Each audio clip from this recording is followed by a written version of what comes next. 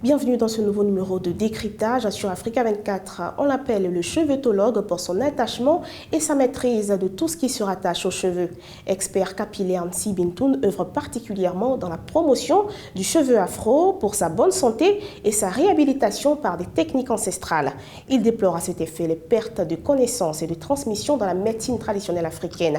Défenseur de la cosmétique naturelle depuis bientôt 10 ans, il nous parle de son engagement. Qu'est-ce qui justifie votre combat pour le cheveu afro? C'est vrai qu'on peut parler de combat, souvent on emploie le mot combat, mais exprès je vais plutôt dire que je ne suis pas en combat parce que ça implique d'être contre quelque chose.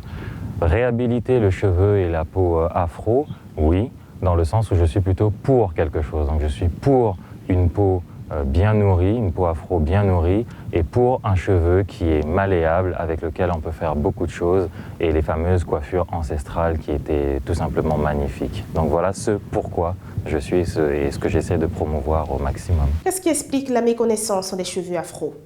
Sans vouloir être misérabiliste ou autre, il faut quand même qu'on puisse comprendre le fait que les afros, de manière générale, ne connaissent pas vraiment la nature de leur peau et de leurs cheveux. C'est souvent dû à une période assez douloureuse de l'histoire qui a encore des conséquences maintenant. C'est notamment l'esclavage. L'esclavage et ensuite la colonisation qui ont fait qu'on a perdu pas mal de nos connaissances, pas mal de nos valeurs. On a appris à dénigrer ces choses-là, ces sciences, ces techniques qui étaient différentes, certes, qui avaient un autre paradigme, mais on a appris à les rejeter. Et c'est ce qui a fait que justement on a commencé à utiliser des produits qui n'étaient pas adaptés à nos peaux et à nos cheveux. Et voilà un peu le début du commencement de la fin, si je puis dire. Parlez-nous des croyances à déconstruire autour de ce type de cheveux. Pour moi, la première croyance, c'est de croire que le cheveu afro est un cheveu qui est maudit, qui est un cheveu qui est difficile, que c'est un cheveu qui est à dompter, entre guillemets, encore un vocabulaire colonial de la maîtrise ou autre. Que le cheveu afro est un cheveu qui est fragile, c'est souvent ce que j'entends, ce que je lis. En fait, dès l'instant que vous nourrissez, j'ai bien dit nourrir, dès l'instant que vous nourrissez bien votre cheveu et même votre peau, eh bien vous vous rendrez compte que c'est un cheveu qui est magnifique, un cheveu qui est versatile, qu'on peut porter bouclé, frisé, on peut même le lisser, il change d'aspect et on peut vraiment en faire ce qu'on veut, quoi. Donc c'est ça que j'essaie de mettre en avant. Quelles sont les conséquences du défrisage? Je pense que par rapport au défrisage, c'est un sérieux problème parce qu'il est dangereux effectivement, d'un point de vue sanitaire surtout, avant même le côté esthétique, le fait de perdre des cheveux ou quoi, qui sont l'une des conséquences du défrisage.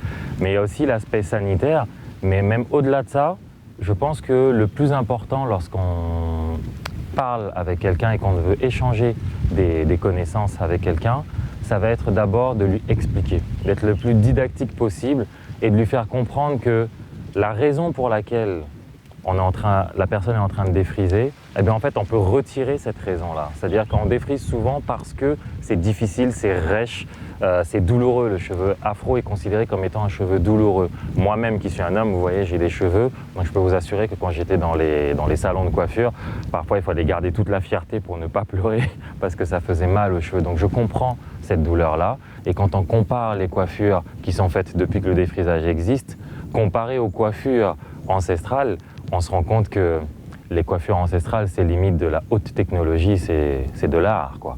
Donc ça prouve bien qu'avant, on avait les bonnes techniques pour faire de belles coiffures.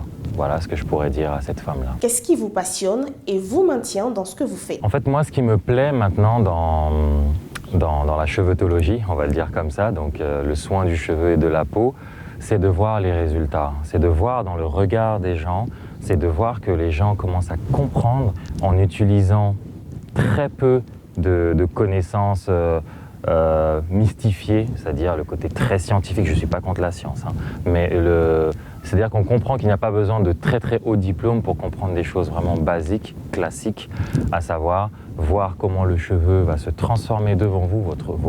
Quand je vois des personnes qui voient leurs propres cheveux se transformer, qui deviennent fluides, qui deviennent malléables et tout ça, ça c'est vraiment une fierté. Et puis surtout, c'est au niveau des enfants.